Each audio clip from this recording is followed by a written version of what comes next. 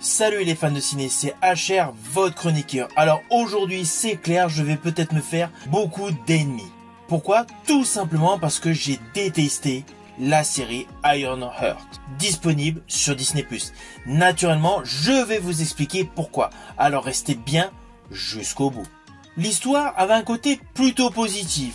Nous découvrons le personnage Riri Williams, une brillante étudiante afro-américaine au MIT, qui a développé dans son dortoir une armure technologique, rivalisant avec celle naturellement d'Iron Man.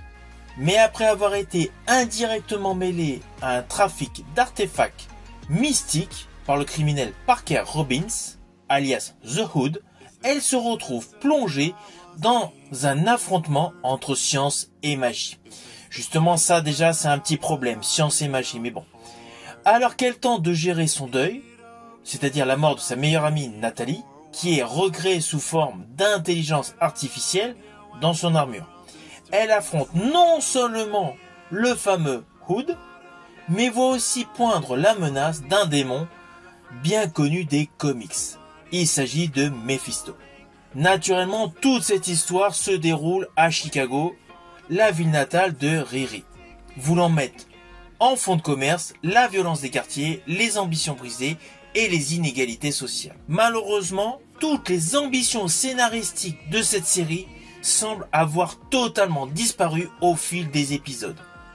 Le scénario est trop dispersé, avec notamment les problématiques sociales sur Chicago, le racisme systémique, l'histoire de vengeance personnelle, les origines de la technologie à la manière d'Iron Man, le côté surnaturel, le côté magie, les origines story de The Hood, de Mephisto.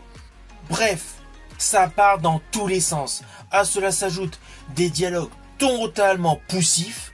Tout ce qui est dialogue entre Riri et l'intelligence artificielle est digne de l'école élémentaire. Cela fait totalement oublier que Riri est une surdouée.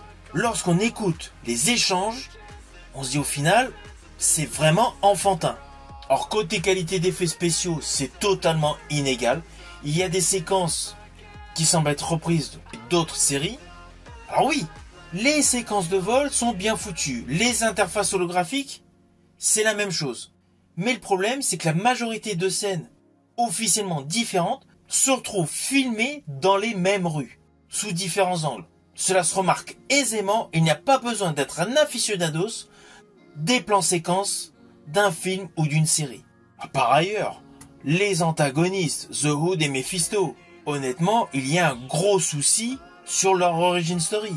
On ne sait pas vraiment pourquoi ils sont là. Les motivations sont totalement floues.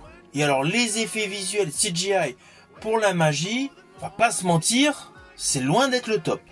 Et alors concernant les 3 derniers épisodes, il n'y a plus rien de logique. On sent qu'il y avait un besoin pressant de clôturer la série.